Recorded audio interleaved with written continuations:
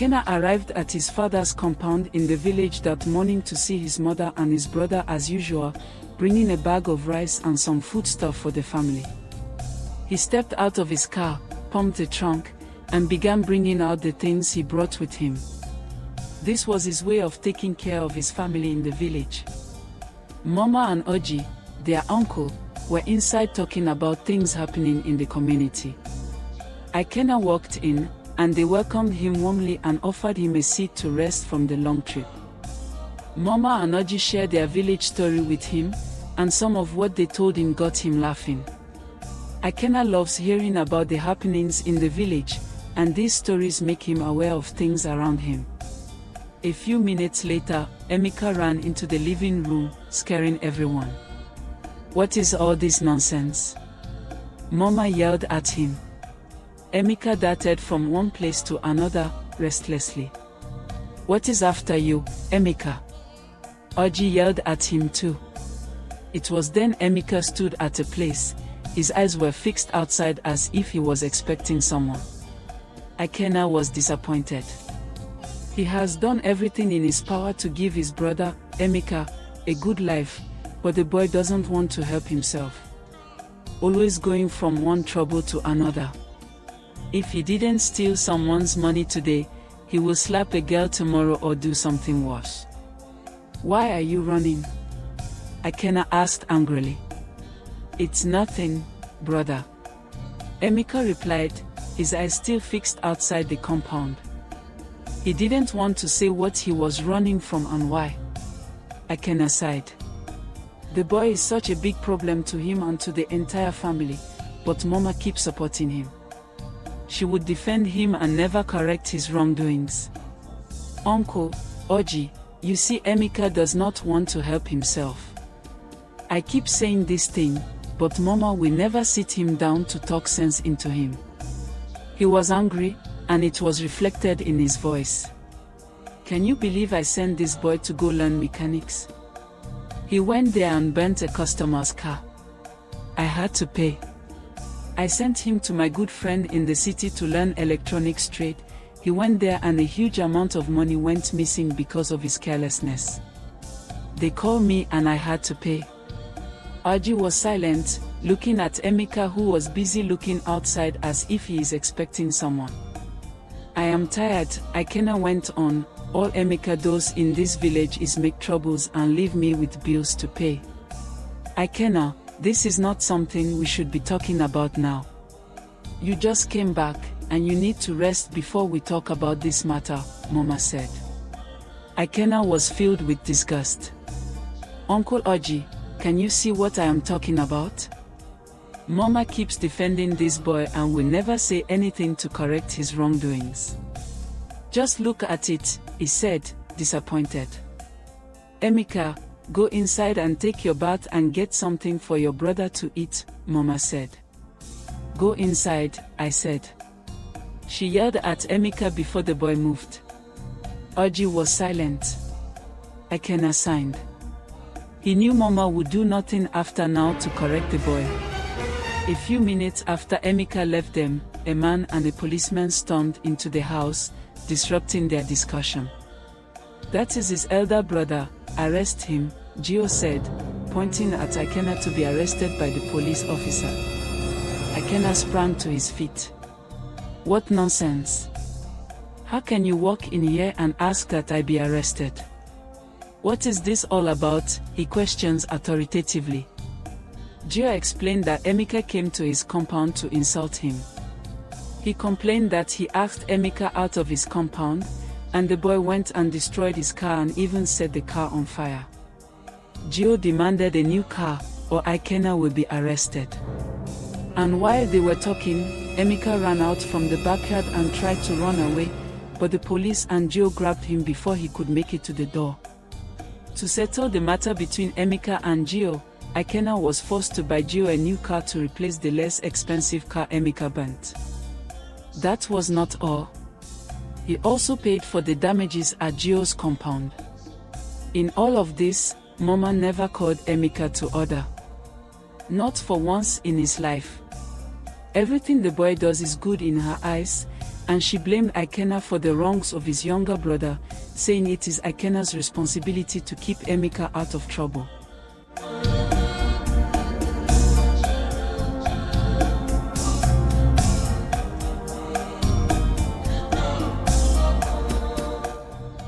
A week later, a young lady was on her way to the market.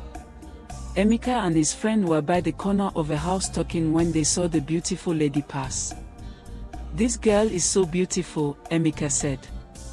"She is entering my eyes. I want to have her as my girlfriend," he said, licking his mouth. "You better not go close to her. Her father is a deputy police officer very well respected in this village," Sammy warned. "What about your girlfriend? Is she no longer enough for you?" he asked mockingly. Emeka sighed. He kept looking at the lady as she walked further away from them. Then he rose to his feet. "I want that girl, and I must get her. I do not care if her father is the president of Nigeria. I must get into her pants." He was serious about it. Sonny could not even stop him. And that was how Emeka ran after the girl to stop her. Ikenna was in a business meeting when he got a call from the village asking him to come home immediately. At first, he thought something had happened to Mama. But the caller told him Emeka, his brother, has been arrested by the police for beating up the daughter of a deputy police officer. That was how Ikenna left the city back to the village that day to get his brother out of jail. When they arrived in Ikenna's car, Uncle Oji was with them. "You see what you have caused me today? I have lost a business deal worth millions of naira today because of your stupidity," Ikenna said furiously. "I don't know what your problem is, Emeka. Why can't you talk to yourself if there is no one else who can talk sense into you? A full-grown man like you going around behaving like a child." Ikenna was really furious. He has had it up to his neck this time. "Ikenna, you should not be talking to your brother like that," Mama cut him off. "What if something had happened to him in that jail? What would you have said?" she said, tying her wrapper. "We should be thanking God nothing happened to him, and not you shouting at him like he is a child." "If he is not a child, why then is he acting like one, Mama?"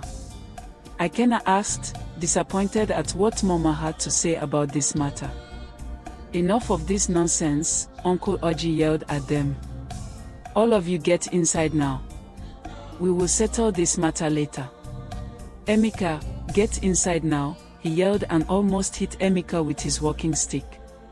"You should be protecting your brother and not shouting at him for wanting to have a girl of his desire," Mama said as she walked away. Ikenna was speechless, tears gathered in his eyes. Why is Mama taking Emeka's side whenever he does something wrong? Does it mean Mama is the one sending Emeka to do the things he does, or to bring unnecessary bills to pay? Oji and Ikenna were left outside. Oji encouraged him to go inside and rest, assuring him they would talk about the matter later in the evening, but that never happened. They never get to talk about anything. Mama would always find a way to prevent that from happening. The next week, Ikenna was driving home to bring Mama some foodstuff when he ran into Amadi the drunkard. Amadi was one man that loves Ikenna and always said good things about Ikenna anywhere he found himself. He would defend Ikenna with his life if it was requested of him. That day Ikenna gave Amadi some money after they had a little chat. When Ikenna arrived home, Emeka and Mama came to help carry the foodstuff from the trunk of his car. There seems to be peace ever since Emeka came back from jail. Maybe the peace was for a while, or Mama managed to talk him out of more troubles. Whatever the case, it was a good one, knowing there is no bill to pay and no one has called to complain. The next morning, Ikenna called Mama and Emeka to the living room. There was a small travel bag beside him. The time has come when he would do the final thing he is meant to do for his brother. All these years he has been watching Emeka's back, spending a lot of money to make sure Emeka becomes somebody in life, but all to no avail. So, he decided he was going to try something different. Mama, Emeka, I called both of you here because I want Mama to be a witness to what I am about to do here. Mama and Emeka looked at each other. They had no idea why Ikenna called them out. So, they paid close attention to what Ikenna had to say. So Ikenna went on. I do for Emeka what I would do to settle my boys in the city, even if he never served me for once. Ikenna pulled the small travel bag beside him. In there is 2 million naira. I want you to take it and start a business for yourself. I do not have much to offer for now. So please, use it wisely. I am sure it would be enough to start something good for you, Ikenna said and handed the small travel bag to Emeka. Mama was happy. She danced around the living room, thanking Ikenna and singing praises to God. Emeka too was very happy. He hugged his brother tightly and thanked him for not giving up on him despite all the trouble he has caused the family. 2 million naira is big enough for him to start a business. This money came from Ikenna's business.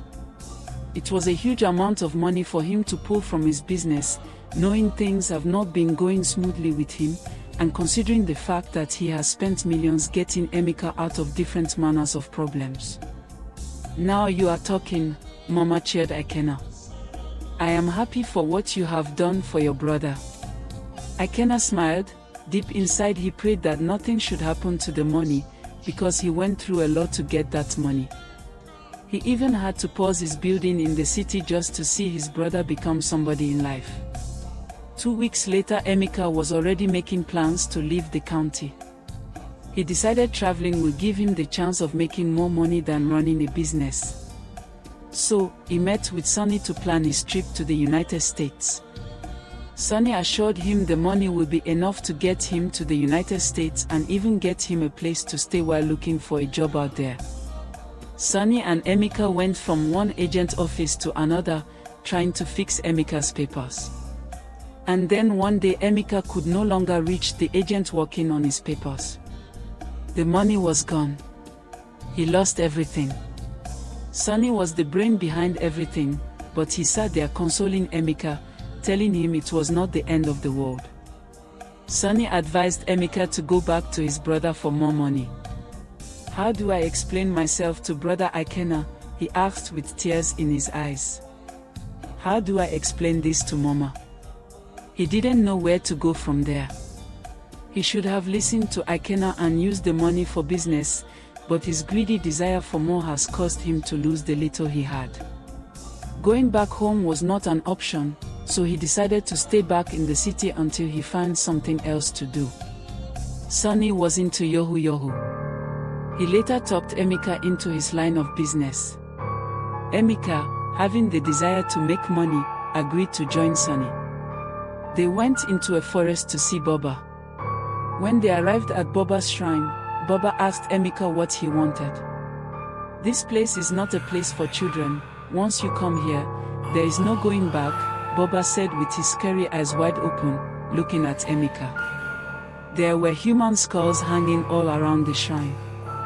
This was a typical initiation ground for anyone who wanted to make quick wealth, but the price was not as fair as spending the money. What do you have to offer in return for wealth? Baba asked Emeka, whose eyes were still revolving around the scary things in the shrine.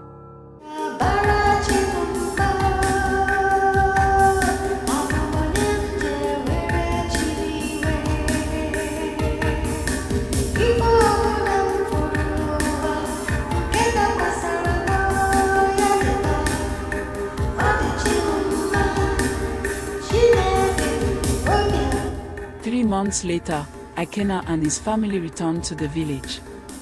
Ikenna has lost everything, his business, his house, and some containers in the sea. The story traveled like wildfire around the village that Ikenna, one of the richest men in their community, was back home for good. Some said it was his evil deeds that drove him back. Some said he took loans from the bank, and when he could not pay, the bank took everything from him. Different stories went around the village about how Ikenna lost everything, but only Ikenna, his wife, Mama, Oji, and a few others knew the story. Emeka was not swimming in wealth, going to clubs, carrying women, and living a life of luxury he could never have afforded in his wildest dream. He opened a small electronics business, a skeleton in the closet to keep people from talking or asking questions about how he made his money. It was Sonny's idea to keep things undercover while they do their Yahoo business. Things became very tough for Ikenna. He has spent all that was left of his savings to come to the village and in taking care of his family for the time they have spent in the village. One afternoon as he walked the street, Amadi the drunkard saw him and was shocked. "Ikenna, my friend," he called, looking back at the man he almost insulted under the influence of alcohol. Ikenna could not avoid him, so he stood to answer. "I heard all that happened to you. I am very sorry," he said sadly. He wasn't just a drunk, but one with sense and understanding. "It's all right, my friend," said Ikenna. He put his hands in his pocket to give the man some money and realized he had nothing on him. Shamefully he said, "I am sorry," and walked away. Amadi understood what had happened. The Ikenna he once knew, things have really gone bad for him, so badly he couldn't give money to anyone. For what seemed like ages, Amadi stood there, dangling as he watched Ikenna vanish into the next turn on the street. Emeka came home every weekend, the same way Ikenna used to come home bringing foodstuff for Mama. He came with a lot of things this time. That evening Nkechi needed to cook food for her son to eat. She went to Mama's room to take some beans, and on her way out of the room, Mama saw her. "Nkechi, what is that you are carrying, and why are you coming out from my room?" she asked furiously as if Nkechi were a stranger. "I am sorry, Mama. I wanted to make something for my son to eat."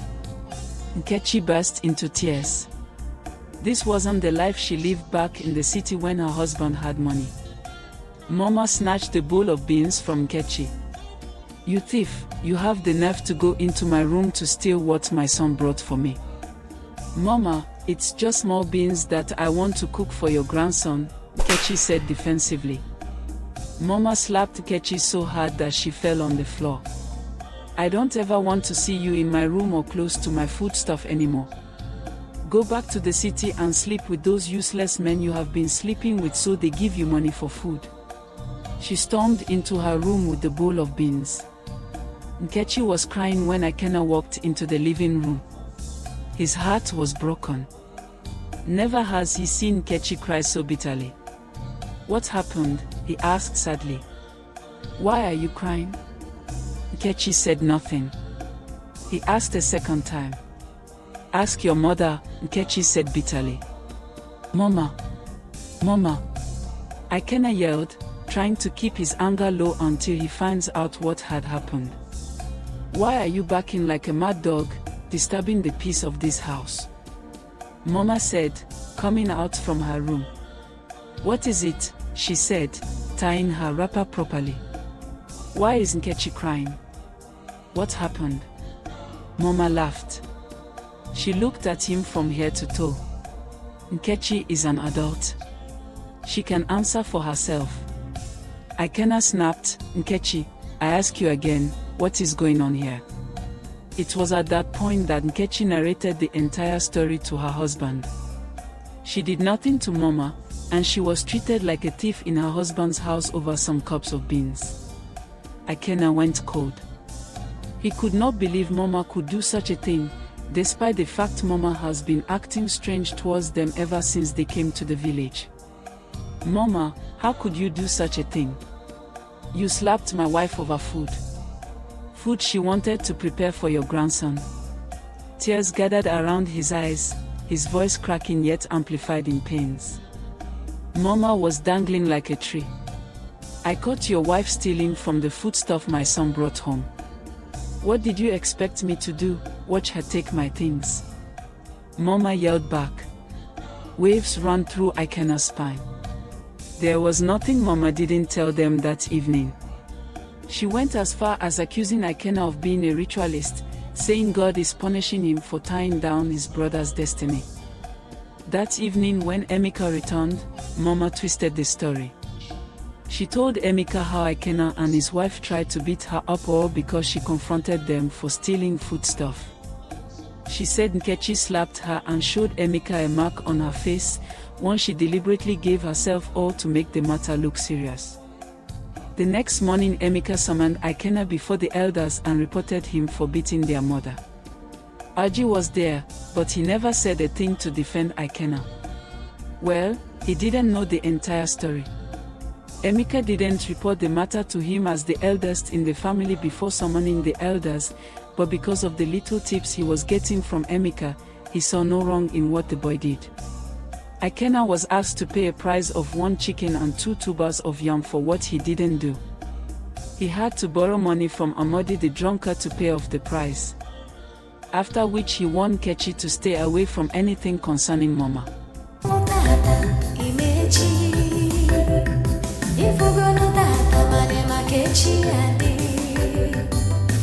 Yesterday has passed away, tomorrow you really don't know, no one knows tomorrow. Imama tata imeji,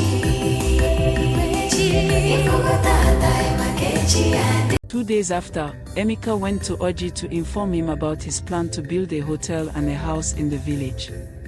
Oji was happy with the news, but something has been on his mind. Emeka, I am happy you are doing well for yourself, he said cheerfully. But come to think about it, your brother Ikenna has been in the village for a long time and counting. Ikenna's expression changed. He knew where this talk was going. I think you should help your brother. Give him some money to start his business again.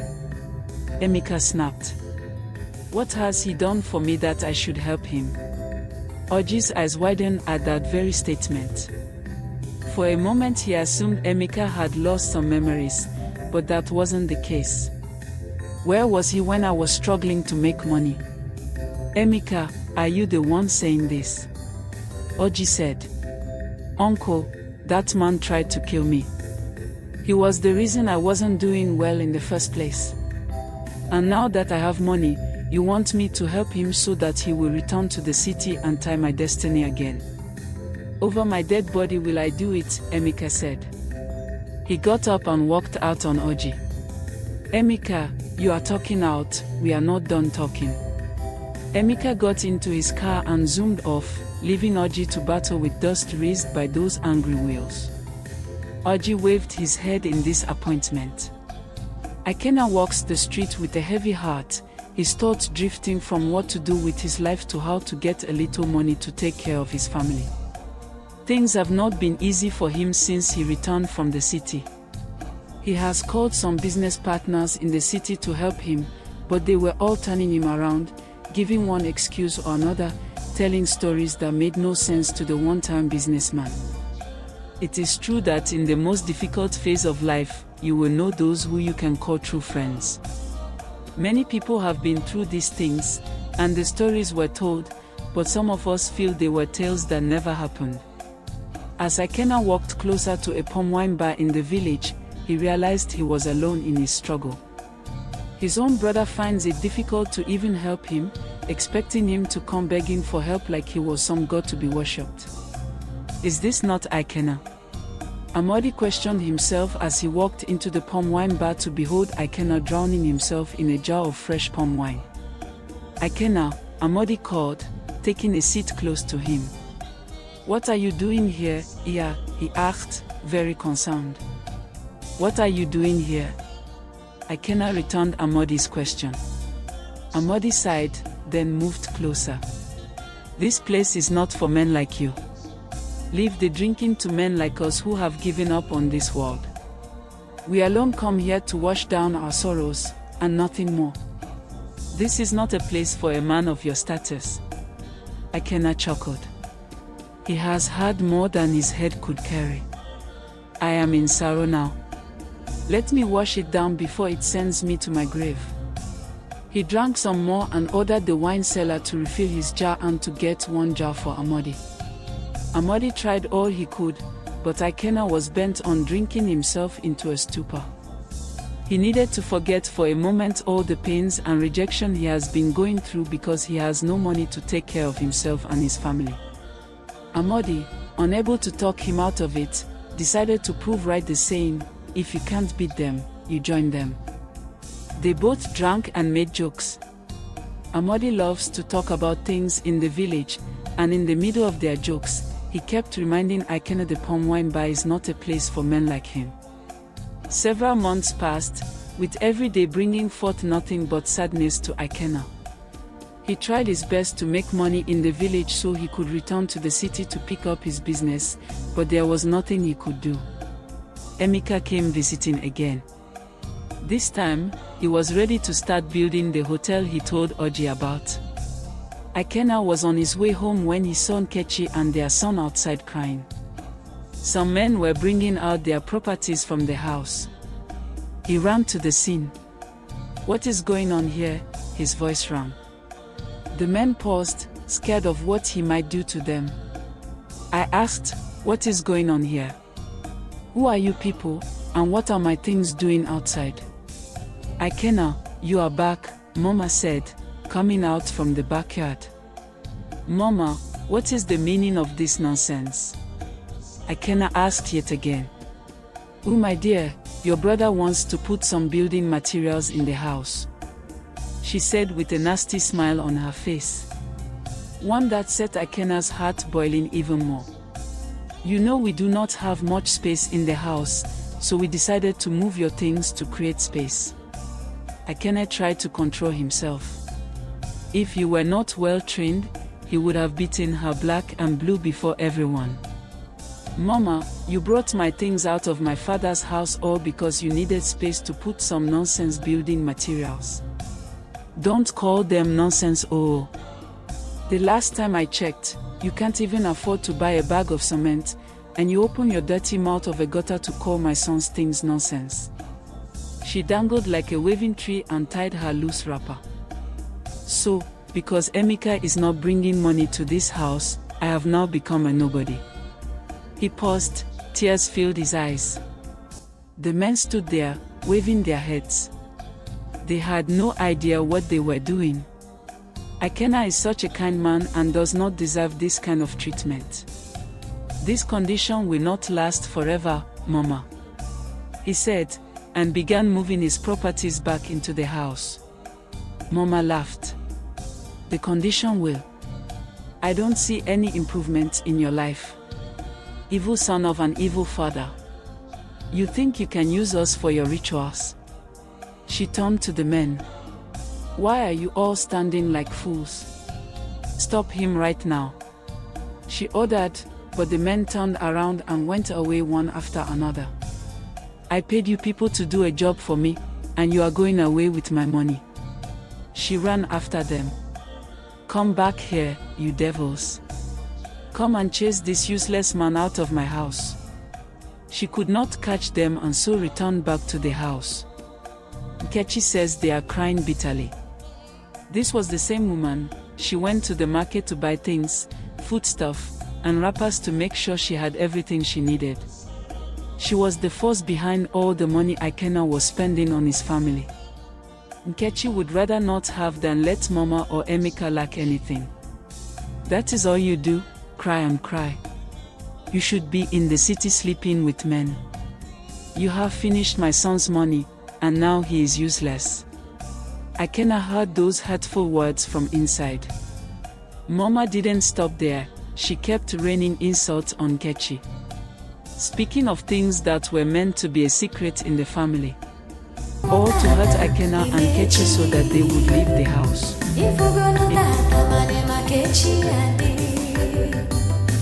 Yesterday has passed away, tomorrow you really don't know. No one knows tomorrow. Imama tata imechi, ifugo tata imakechi ade. Few weeks passed.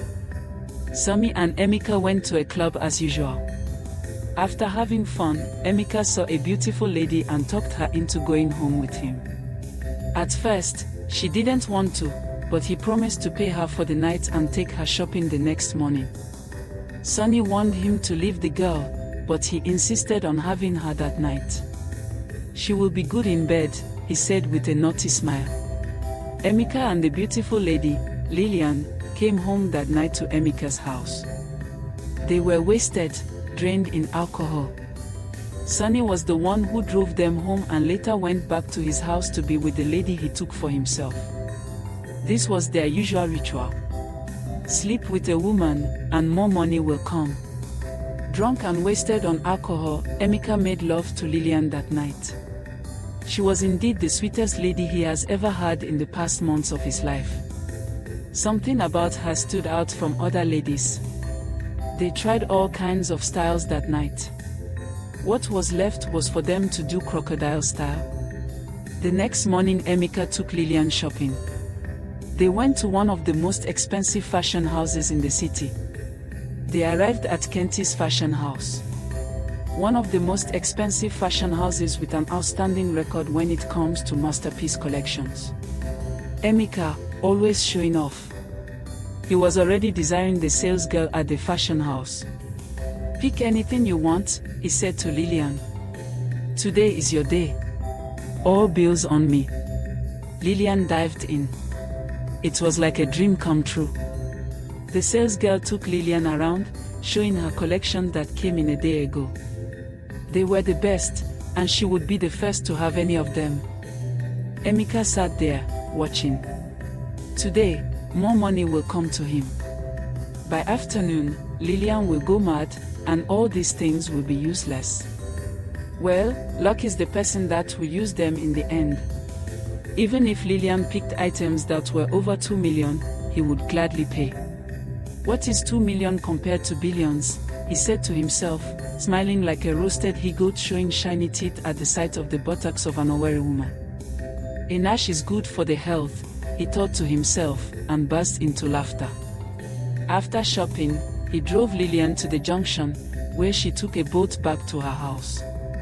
He sat in the car watching her until the boat was no longer in sight. Emeka went home. He celebrated a new batch of wealth.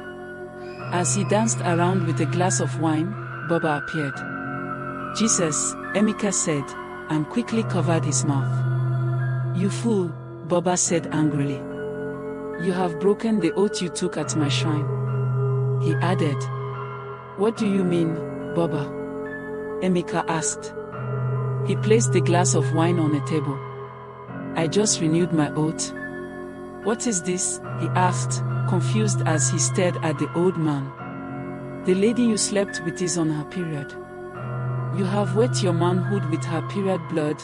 Baba cocked his head a little to the left, his eyes wide open, and you know what that means, Emeka. Before Emeka could say another word, Baba vanished. Emeka put his hand on his head. This was the end of the road for him.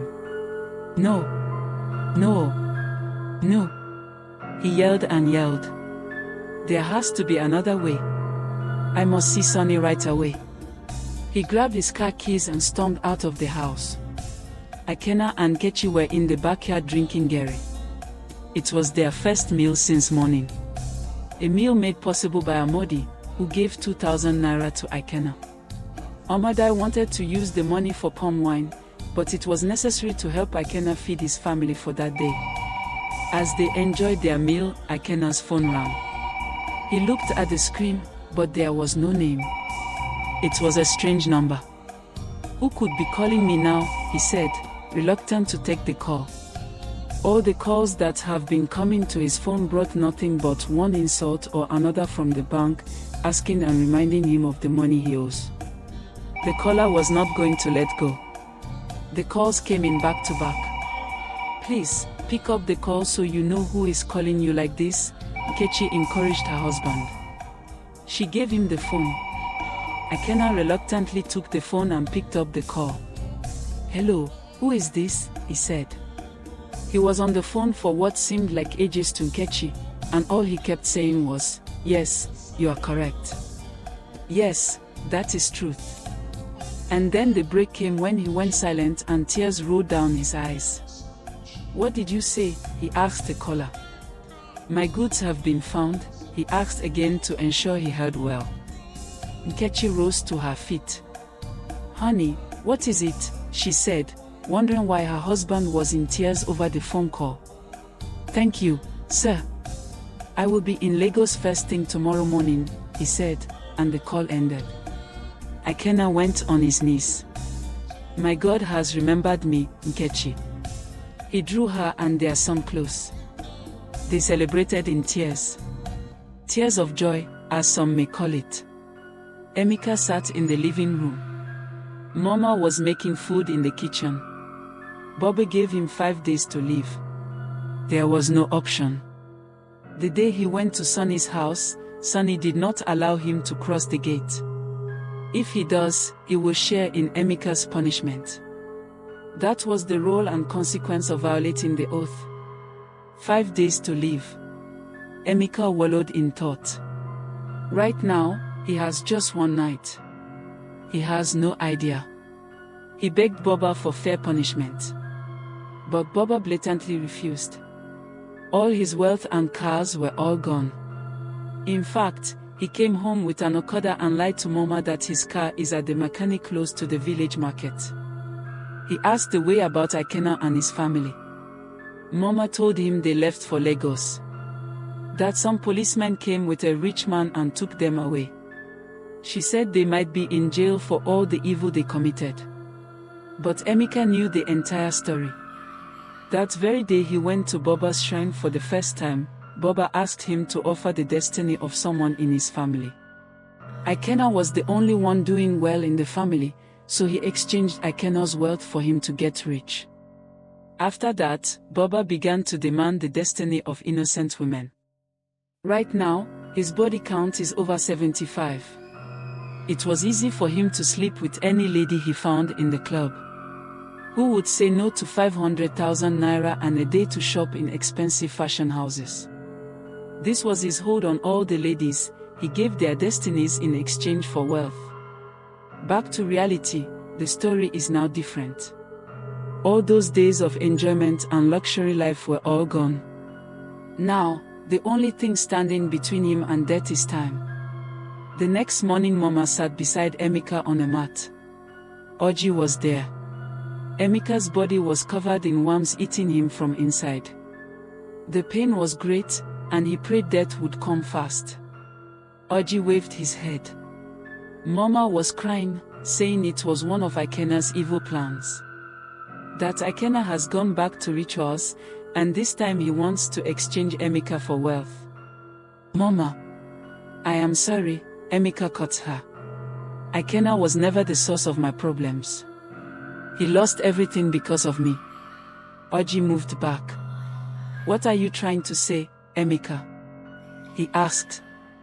He had this hunch about Emeka's source of wealth. He tried to fix the puzzle of why Ikenna would lose everything and Emeka suddenly became wealthy.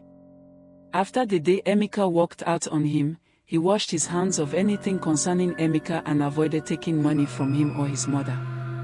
I belong to an evil cult in the city, Mama. I have destroyed many lives just to have wealth and to make you proud of me, he said. I came home because I had only 5 days to live. And today marks my end. Mama moved away from him.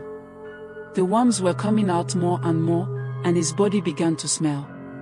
So you have been giving me evil money, and you even made your brother poor, Mama said. After Emeka's confession, he passed on. He was also buried that same day.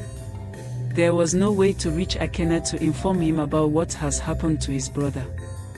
Days and weeks passed without a word from Ikenna. Mama thought he was in jail and did not bother getting involved. By the morning of the 6th week, someone came telling Mama they saw Ikenna in Lagos. They told her that Ikenna, her son, was in money.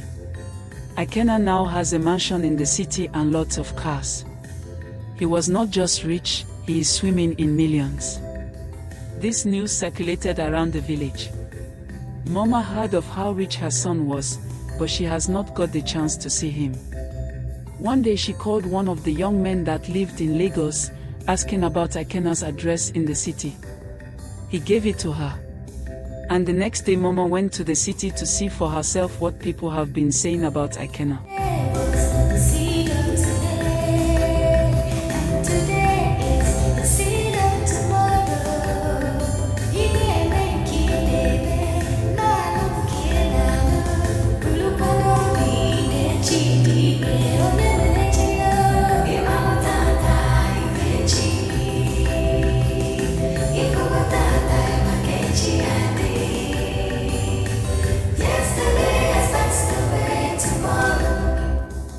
When Mama arrived at Ikenna's mansion, her eyes could not believe it. Her son is now a wealthy man. The gateman brought her to the living room and went in to call Ikenna. "What are you doing here?" Ikenna asked, furious like a lion and ready to devour her. But Nkechi stopped him. "She is still your mother," Nkechi said. "God has blessed us. It is right we let old things pass and embrace new ones." Her words melted Ikenna's heart. Mama went on her knees, begging and crying for forgiveness. She told them all Emeka said during his confession. Ikenna was shocked to hear all that and to know his brother was no more. He cried bitterly. If only Emeka had listened and done the right thing, none of this would have happened. Ikenna took Mama off the floor and welcomed her to his home. They gave her something to eat and water to take her bath. Now the once divided family has become one. But Mama was left with a son and a lesson she will not forget in a hurry.